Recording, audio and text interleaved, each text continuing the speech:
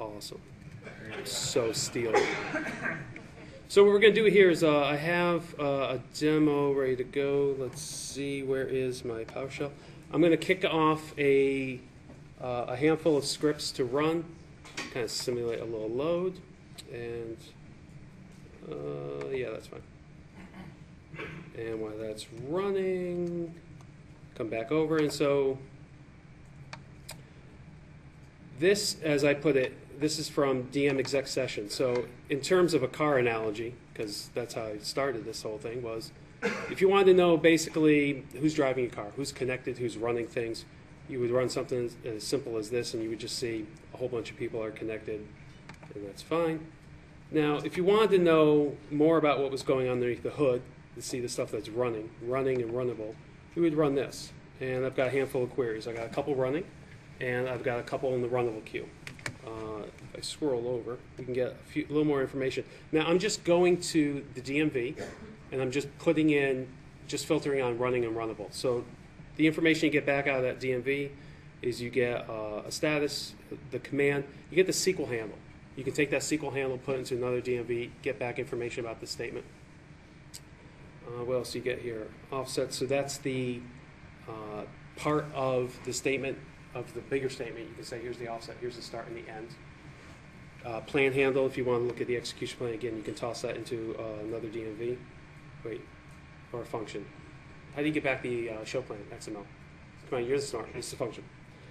And so you get a handful of information about this. Now, the weight type right now is null. And last weight type was schedule yield. And this is stuff that's just been started. So what I'm going to do now, though, is that's not all that sexy. So what I have here is a little query from Glenn Berry. Yeah, you recognize this one. And this one is what I like to call the database whisperer. This gives you a little more information about the currently executing requests and their weight type. A little more information, a little bit more readable. I don't know if you can actually read that one, so what I'll do is I'll just move it real quick. So we get information on the session, know that it's one's runnable, one's running. What's actually executing? Yeah, I'm building some dynamic SQL to do my load, so get some information on that. He's also got, it's kind of the same information we saw, because we're going against the same DMV, which is the exec requests, right? Again, as nice as that is, it's not always that sexy. Now here's a query. Now this is also something Glenn wrote, then Paul Randall modified, and he has available on his website, and then I added in my own little thing on this.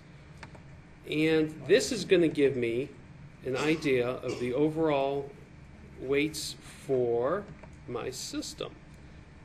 So for the load I'm running right now, you get an idea of what's actually happening.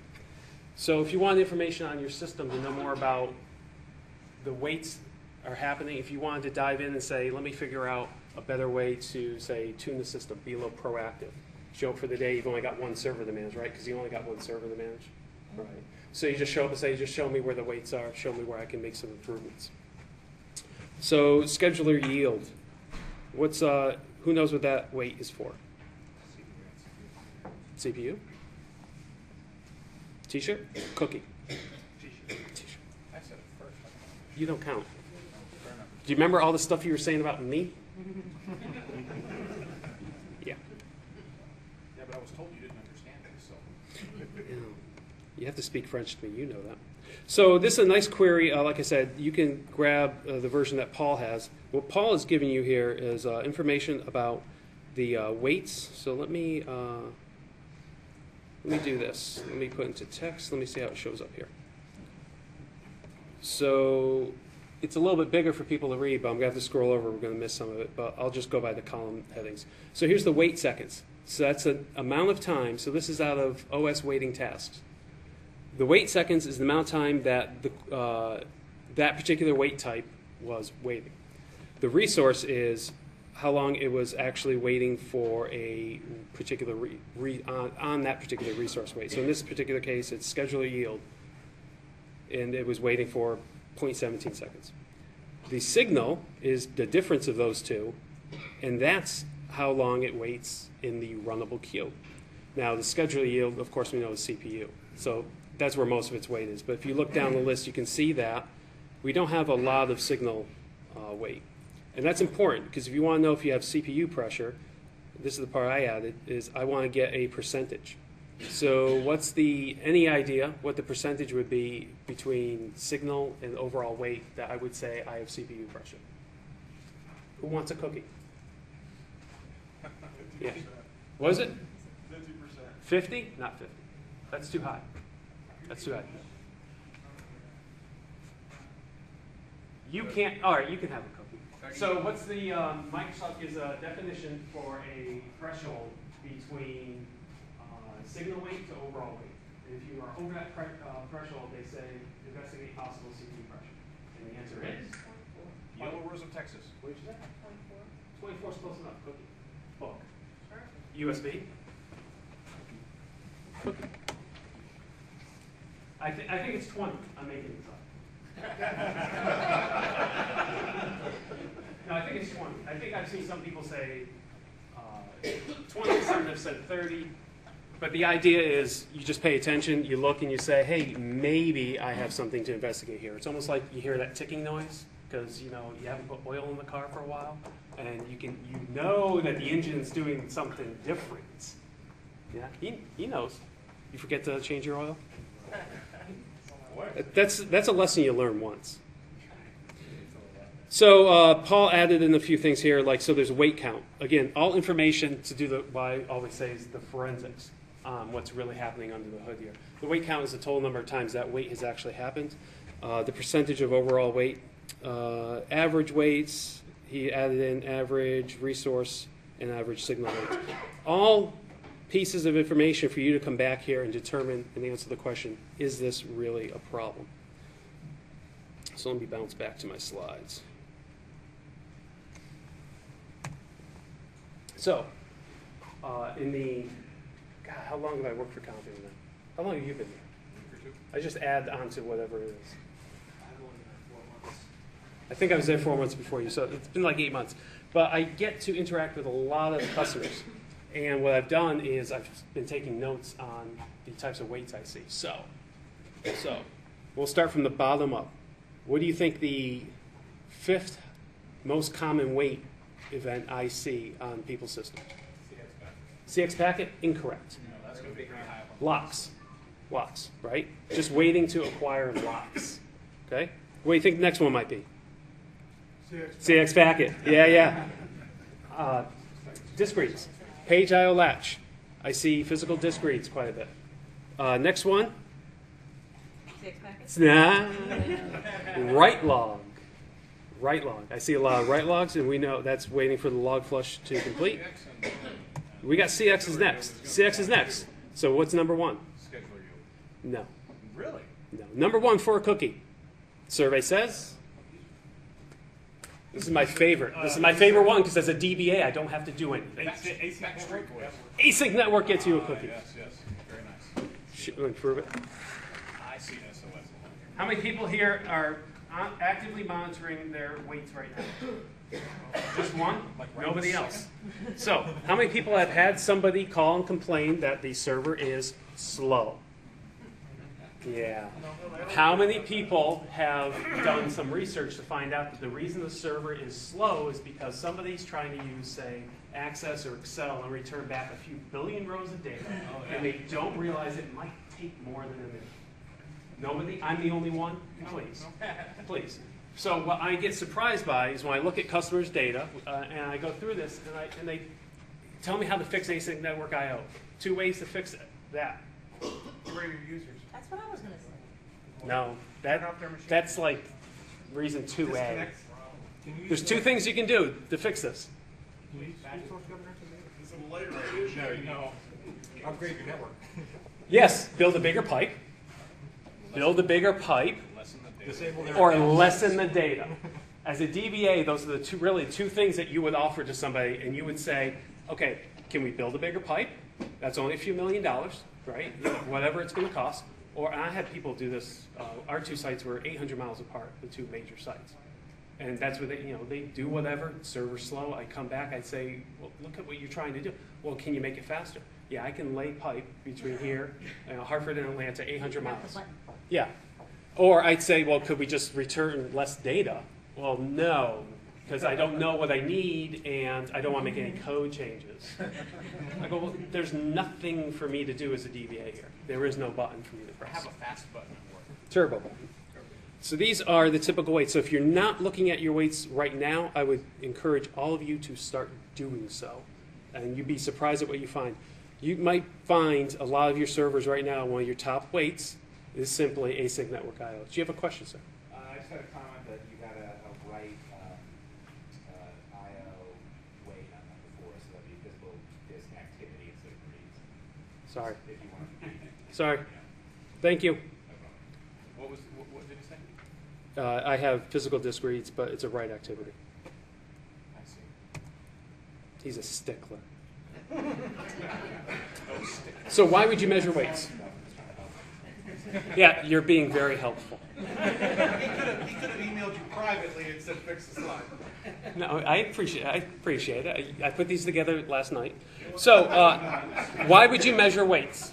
Why would you measure weights? So how many people currently in your job right now do performance tuning and it looks something like this? Come on, Cookie. You want a cookie? See how easy it is to get? Oh, I got USBs to give away too. I got to figure out who gets them. How big are they? You don't know how big your USB is. Where's the It's Your server? Wait, you want me to lie to you?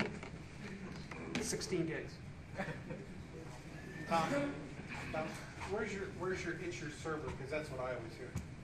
Well, it's your database. From my vendor. Okay, you consider that the database? Sure. This is vendor, right? No. Yeah, this is the vendor pointing at you, saying you don't know what you're doing, and this is you pointing back at the vendor and saying you got lousy code. Yeah, that's okay. Oh. Is that backwards? Yeah. That's not the way. Oh wait, it says it. I did Would you like that. an email? You guys are confusing me. He's throwing me off with the USB stick here. Right. So in case you didn't read it at the bottom, it's at the bottom. All right. So that is pretty much how I spent, out of the 6 years I was a production DBA, I'd say 4.5 years. 4.5 years just pretty much fighting a battle like this and never really ever getting an opportunity to look under the hood to figure out more about what was happening. It was very easy for me to see if, a piece of code was a problem, but you weren't operating like a surgeon to say, I know exactly what the problem is. It's async network I/O or write log or things of that nature. So when I found out about weights, it was just like, well, bacon, liquid bacon. It was just awesome when I came across it.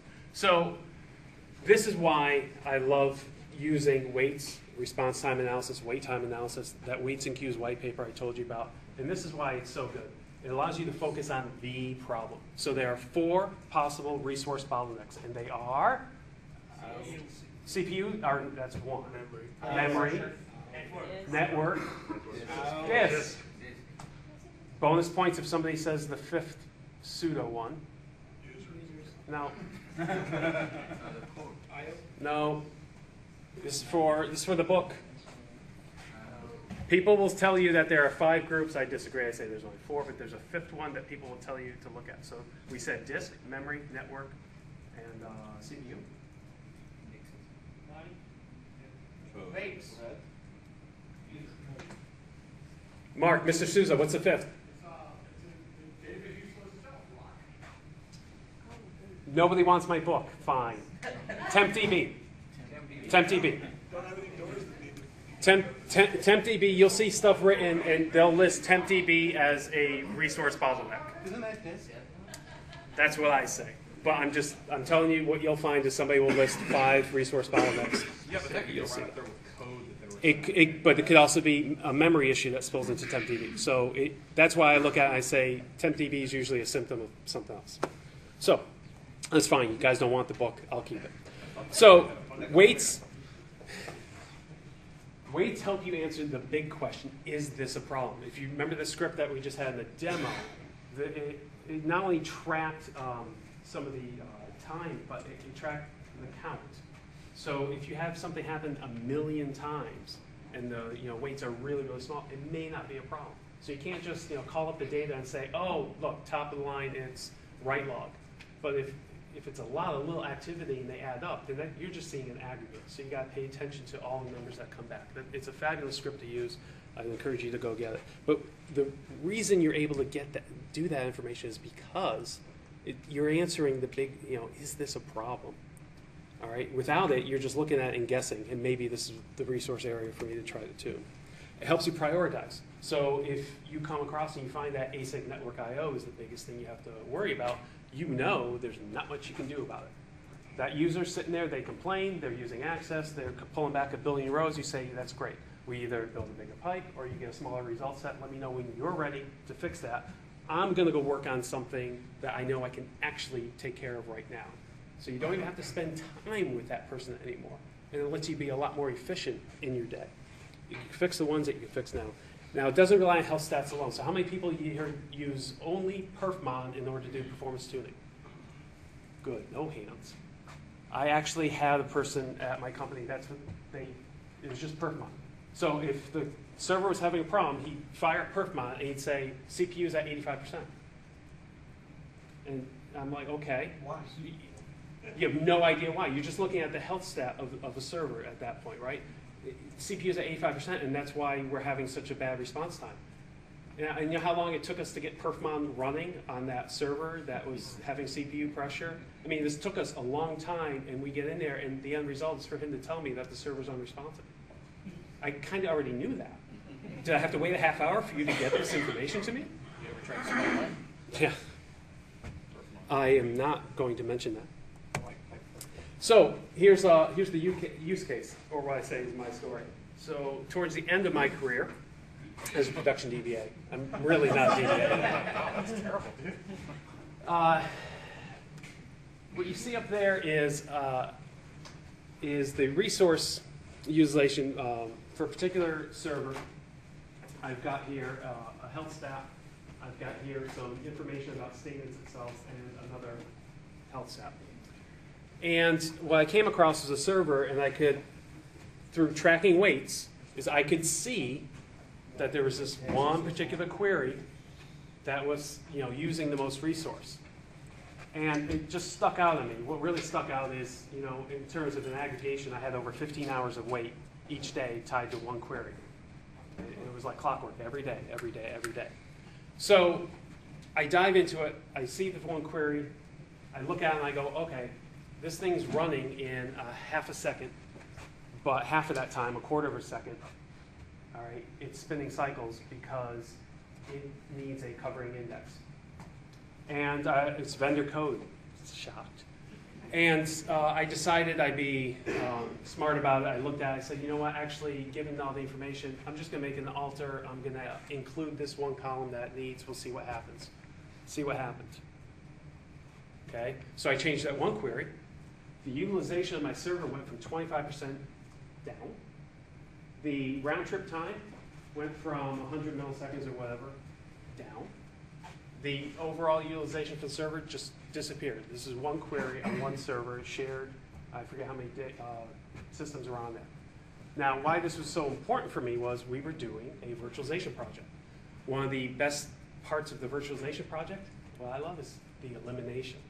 So you got to go and clean things up, or you've got to take an opportunity to make something a little more efficient. So in my case, I said, I've got a server, I know it says 25% utilization for CPU.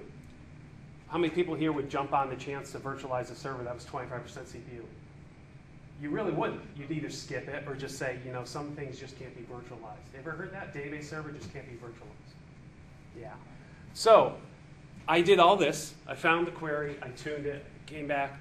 I go to my boss. Here you go. We managed to make more space. And he goes, well, was anybody complaining about that? Well, no. Nobody was complaining about it. It's called being proactive. And now this server, we can fit anywhere. It doesn't have to be left by the side. We can virtualize this one as easy as anything else.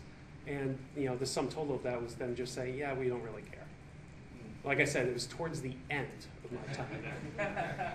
So this is why I would stress to you, though, I would never have this information if I was never aware and looking at weights and resource and queues and things of that nature. When I started getting deeper and deeper into that type of information, I started becoming more and more efficient as a DBA. Not that they cared, but it's true. So how can you measure weights? There's a handful of different ways. There's some third-party tools. I can recommend one. There's native tools, right? DMVs, Perfmon, extended events. How many people have dived into extended events? You don't count. Neither do you. You don't either. That's it, though. Only those three. Nobody else has used extended events yet. If you haven't, Well, if you're going to discount the people that raise their hands, then no. no, you don't count. Only three people. I would encourage you to start getting involved with extended events now, especially as Denali's right around the corner. You can use management data warehouse, utility control point as well. All these native tools, you'll get some information about the weights. You will, and you'll be able to tie things back to a query, which is important. I would tell you as you're doing all this, I told you I'm going to get you guys out of here. Know the difference between a weight and a queue. A lot of times people will mix and match what this really means. A weight is that simple. It's anytime a session is waiting. A queue is the measure of a system resource. You just think per mile. So queue is like the runnable queue, okay? But what you're waiting for is something like a lock. So just be familiar with the terminology as you're going through. Now here's one that usually sneaks up on people that they don't typically think of, and that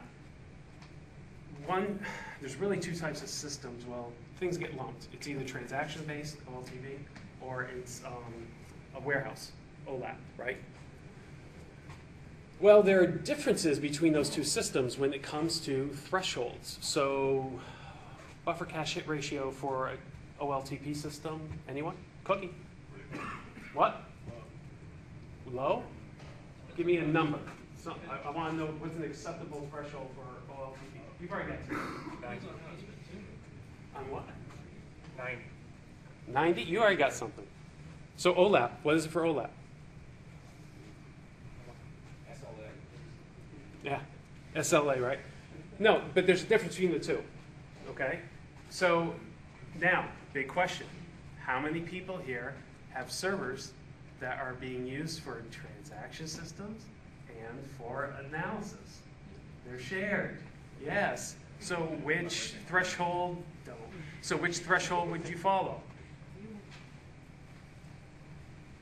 Come on, don't fall asleep on me yet. We're almost done. The high one. The higher, why would you follow the higher one? You're going to have to follow the lower one. But you know what you're going to get? Is you're going to get some dev to show up on your door and say, hey, it's not what it's supposed to be. You will. But at least you have an awareness of it. All right, so you can just say, hey, I know that if the buffer cache fell to 92% and you think that's low because it should be 95, but it's there because the system's also OLAP. So really just be aware and go, actually, if my system's kind of a mixed one, it's 85 to 90. You can go down the line. There's a company, a certain software company that has a fabulous poster for perfmon counters. And you can get that information off the poster and just go right down the list. And they do very well at reminding people about the difference between the two systems. I'm sorry? I can't. So, I know what he's thinking. One type of system is going to have more ad hoc queries than the other. So you're going to see different types of weights there. One system is going to see more parallelism than the other, most likely, especially if you're on SQL 2000.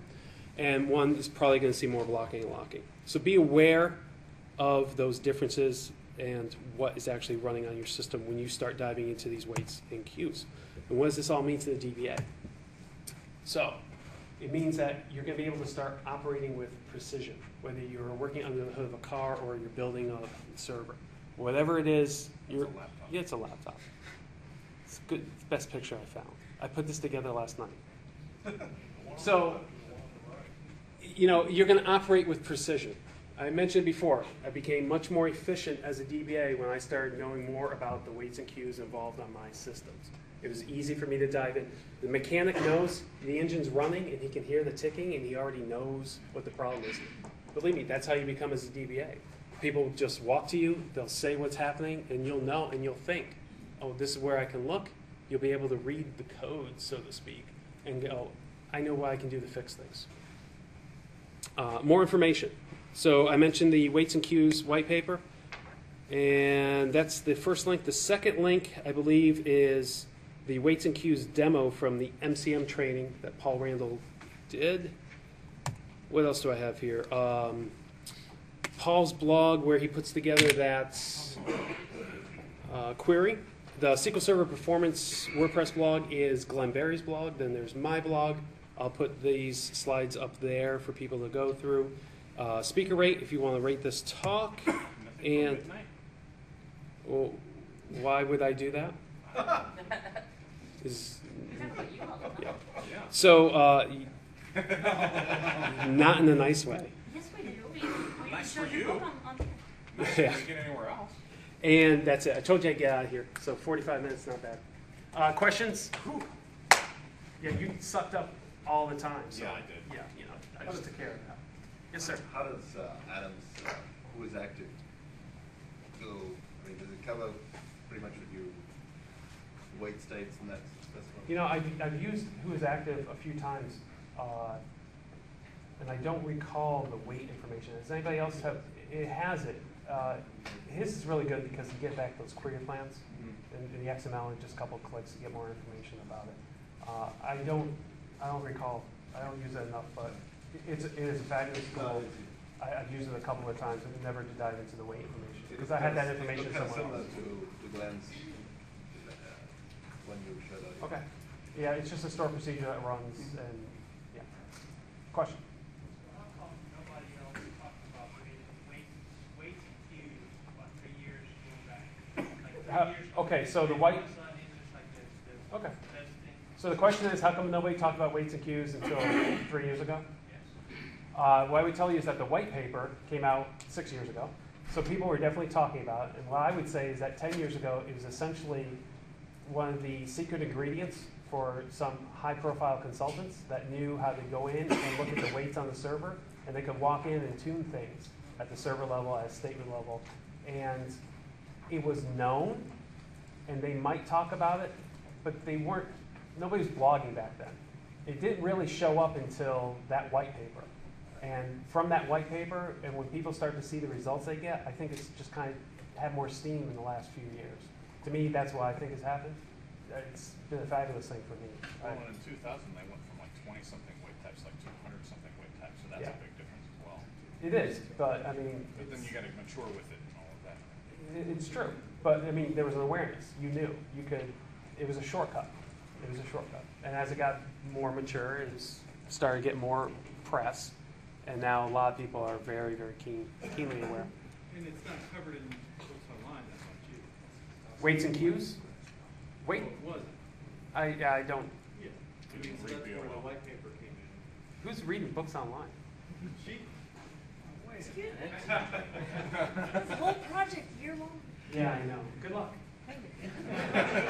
Basically, you need to query some EFDs on the production database. You need to put a lot of load on the production So the database. question is, does querying DMVs put a lot of load on a production server? I would say no. No. depends Uh, on which. right. DMVs, I don't believe are going to put a DMF might, right? So if you're doing DMDB index physical or physical stats or whatever that one is, that could put a load on your server. But if you just want to query from waiting tasks, you're not going to put a load. No. No. Well said.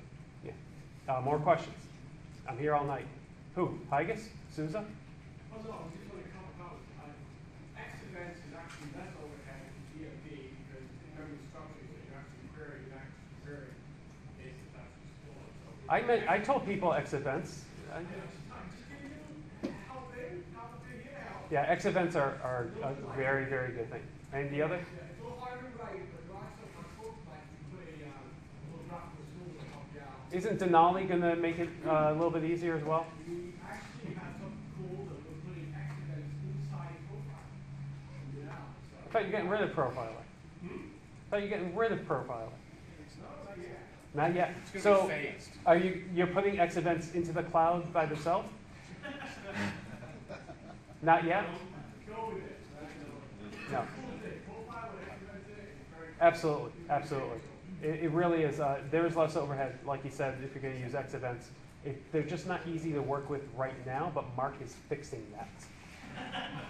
Question? Yeah, those, should you set up some kind of a polling interval to collect this information, or is this fire it once a day because it's really only changing once a day?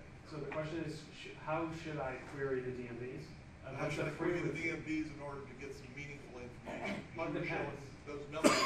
Right? It depends on what you're going to want. So if you just want information on the overall survey, you can just go to DMOS weight tasks, and you can just get back information about the stuff that's been collected since the last reading. So I mean, you don't have to pull that every second, Right. but you're only going to pull things every second if you want some trend analysis. Otherwise, you just go to the DMV and say, show me what you have right now. But remember, I said in the last reading, DMV's stuff gets flushed every time you recycle the server, or you do the DBCC SQL perk, and you clear it, right? So that's something to remember as well. Question?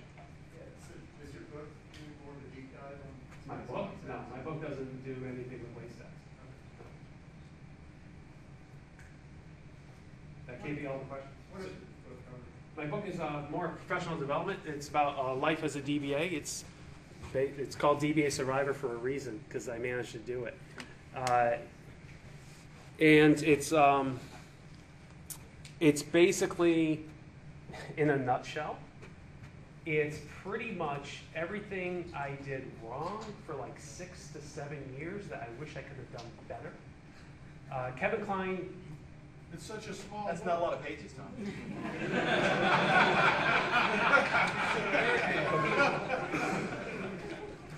What Kevin Kline told me, he goes, Tom, when you write a book that you wish somebody would have written and handed to you. So the idea was, the day that they say, hey, Tom, you're going to be the DBA, I wish somebody would have said, this is what you will be doing, this is what your life will be. And that was kind of the mindset when I decided to write the book. Because a lot of people will come and say, how do you even become a DBA? It sounds so sexy. How do you get started? How do you do this? So oh, absolutely. I got, no, never mind. So, And size doesn't matter. no. But, so my book is basically letting people know what life is like as a DBA, or what life might not be like. And how to retire in South France. I don't need to retire to the south of France. I just need to live there part of the year. Tax reasons. Any other questions? I know I went through this kind of fast tonight because, like I said, I could tell people were a little jagged. So I picked up the speed a little bit, but be happy to stick around, answer anything you want, and give me some feedback on how things went, because I need to touch this up a little bit. I want to present it a little bit more as the year goes on. Where do we get one of those nice shirts? Nice shirt? I can get you one of these. Will you wear it on your show? Sure. Yes. That was too easy. Wow. You You won't like wear my pants, shirts? you'll have a shirt. That's how they Tom do doesn't wear pants all Right, day. 2 shirts. 2 shirts. Thank you, appreciate it. Okay.